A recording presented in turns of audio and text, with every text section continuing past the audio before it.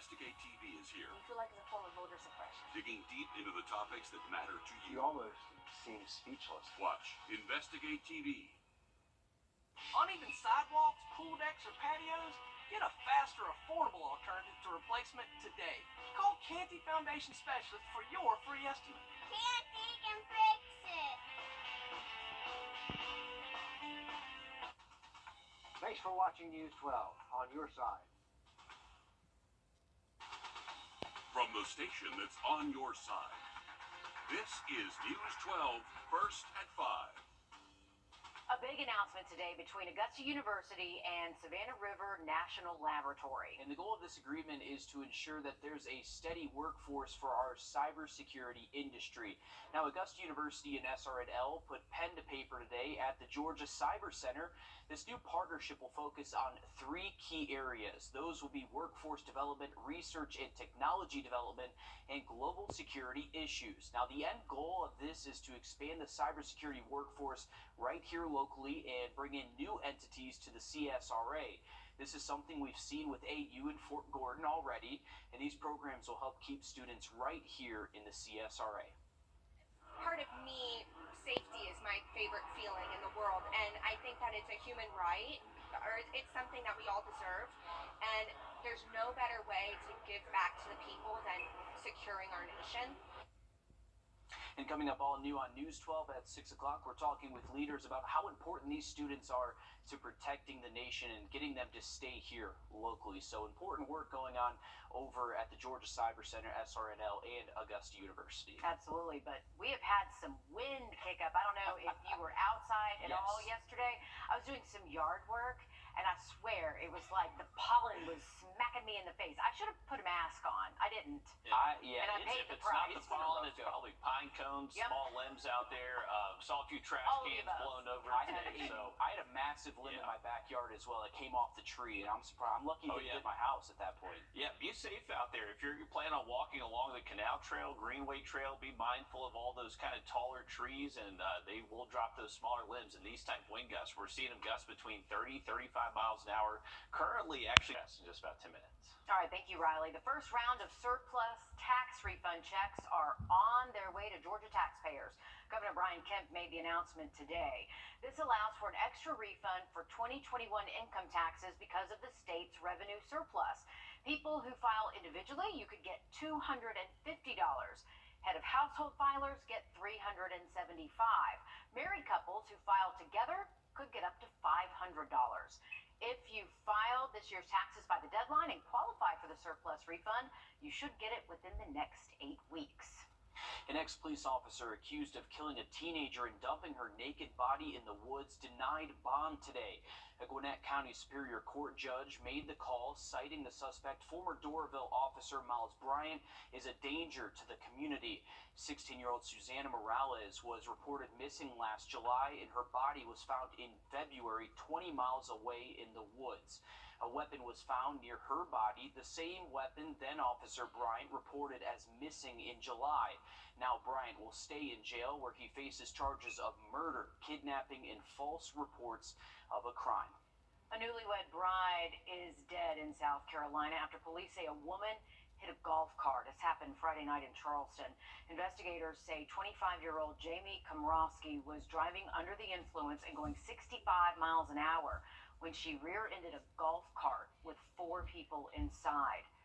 34-year-old Samantha Miller died at the scene, and the others inside were injured, 2 of them seriously.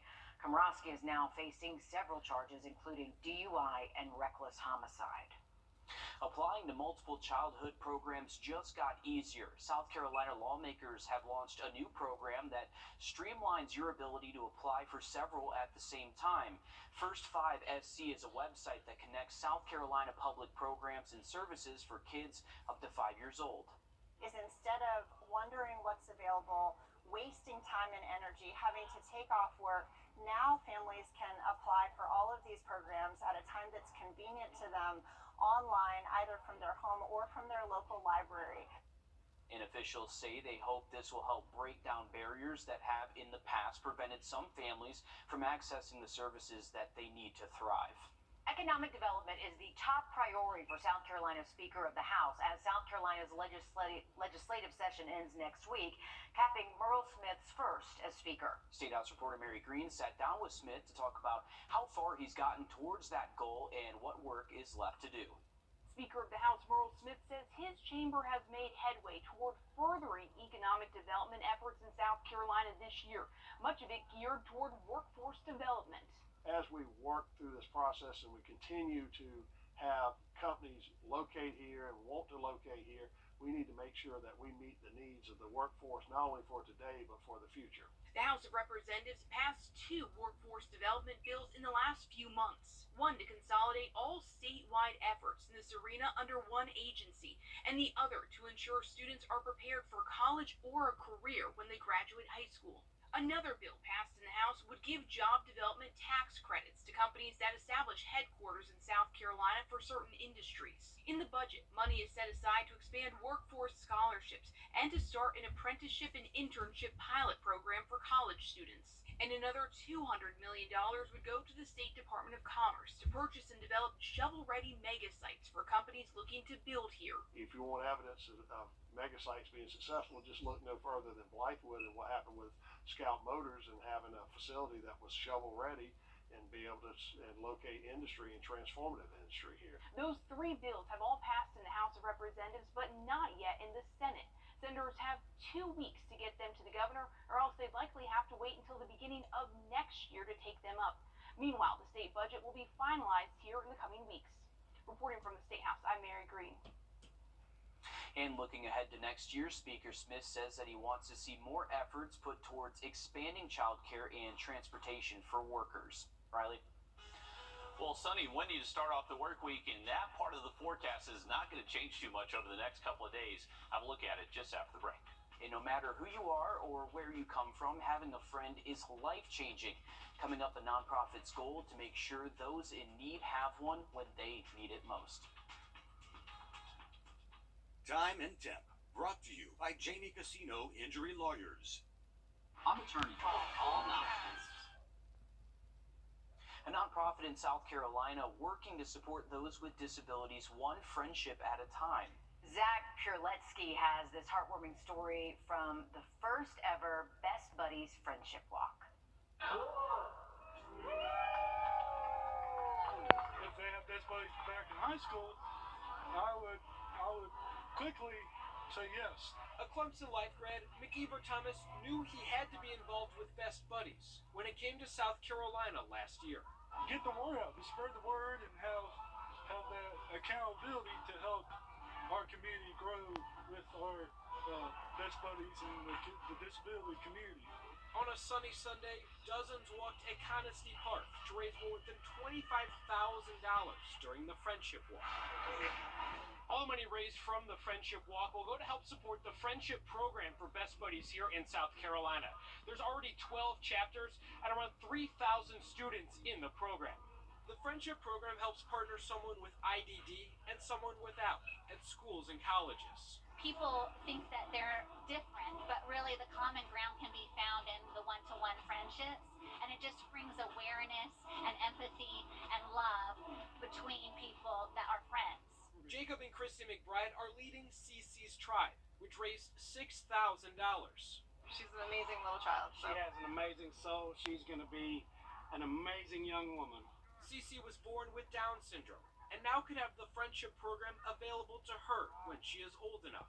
We want her to feel not like she's, segmented or a separate group, right? She's included in every activity or any activity that she wants to do, right? She told me one time she wants to be a pitcher for Clemson softball. Through each step and every donation, Best Buddies in South Carolina is making sure everyone feels included.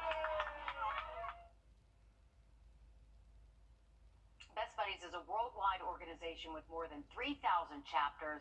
It has helped more than 1.3 million people with disabilities. That's pretty awesome. We can all use friends. That's a good thing. Yeah. Switching gears to weather now. Taking a live look outside at the medical district. A gorgeous day for Updated with the forecast the rest of the week, and we'll fine-tune that rain forecast into the weekend. Thanks. Thanks, Riley. After 46 years and over 12 billion miles traveled, NASA's Voyager 2 mission was supposed to end later this year, but a new fix has extended the mission by another 3 years. First Alert meteorologist Anthony Carpino walks us through the fix. Yeah, guys, the Voyager missions exceeded all expectations. They originally were only supposed to last until the 1980s after launching in the late 70s, but they continue to travel into the outer solar system. Originally, they were supposed to study Jupiter as well as Saturn and other gas giants, but they continued to move further into space, and the plutonium power source, which, by the way, was from SRS right there in Aiken County, continued the mission on and continued that into the outer portions of the solar system and actually made it all the way into interstellar space. So there's the solar system right there. We have a couple different types of layers that these spacecraft have actually passed through. One of those is the helisphere, and this is the outer limits of the sun's influence. Now we're getting into areas that are actually particles from other suns around the galaxy. So we're starting to sample a couple different particles out there, so it's pretty cool stuff. Now, the issue that's been is that plutonium power source has slowly been fading, and that's what it's supposed to do. Eventually, the power will run out, but the fix that we can extend this a little bit longer is if we were to actually use a backup power supply that will leave all the instruments on Voyager 2 functioning at least for another few years, and Voyager 2 is going to continue to make history as it continues to move farther and farther into space. So we're going to continue to watch all the pictures and all the data coming back from both the Voyager 1 and Voyager 2 missions. A lot of cool stuff happening in interstellar space, guys. That is some cool stuff indeed. I didn't know any of that. So you definitely taught me something, It's Anthony. pretty cool. It sounds like a movie. It does sound like and a it's movie. local. We got that tie right there to Aiken County. That's pretty awesome. Thanks for that. Well, one man's vape exploded in his pocket. If you vape, this next story is one you're going to want to see. First Alert Radio. Everyone save for yourself. A man suffered third-degree burns when his vape pen exploded in his pocket. Susan Campbell has his story and what you need to know if you vape. It really was a terrifying situation. He said there was no warning. All of a sudden, he felt the explosion in his pocket. He didn't have a way to put out the fire, so he grabbed an ice cream cone that had flown out of his hand to try to pat out the flames and cool the burn. There's a melted coin. Jason Stein was wearing these jeans when he says his vape exploded in his back pocket. It was like when you light off a flare, it was kind of, and it was my pants on fire. Jason was driving when it happened. You can see his key fob scorched by the flames. It was just instantaneous from 0 to 1,000. The FDA says vape explosions are rare, but they do happen. According to one study from 2015 through 2017, there were 2,035 ER visits for e-cigarette explosion and burn injuries. Of course, the minute you have battery-operated products, there is definitely an elevated risk. Ashita Kapoor is the Associate Director of Product Safety at Consumer Reports. She says investigations into safety issues are ongoing, but there are things vape users need to know now. Number one, you want to make sure that you're not leaving this thing to charge for long periods of time. Number two, you want to definitely follow manufacturer's instructions for battery replacement, disposal of batteries as well, and not using different brands or using one new and one old, so you don't want to be doing any mixing when it comes to the batteries. That's where the flames shot out. Jason's burns are severe. The photos of his injuries are too graphic to share. They took a graft off this leg, about that big, a chunk of skin, to put a graft on my, so I've got an injury right here, a small one right there, and then the whole back of my leg is skin grafts, so it's all hamburgered up. How many staples, how many stitches are we talking about? I believe there was 136 plus staples, and I'm not sure about these stitches. A lot. A lot. There's quite a few. Just sitting here talking to you, I'm an extreme amount of pain. Like, it's excruciating. Jason has no idea what caused his vape to explode. He says it was fairly new, and he was using it properly. I never thought that day when I was leaving that something like this was going to happen. Like, it never even crossed my mind. I want people to know, like, this is, like, happens. And he'll always have the scars as a reminder. Again, if you use a vape, only use the batteries that are recommended for your device. The FDA says you should also charge the device on a clean, flat surface away from flammable things like pillows and couches, and protect your vape from extreme temperatures. You never want to leave your vape in direct sunlight or in your car where it gets especially hot. I'm Susan Campbell. And we actually do have a high fire danger across the area this afternoon with low humidity and windy conditions, and that is also increasing our pollen count for the rest of the week. Have an update again on the forecast just after the break. The other guys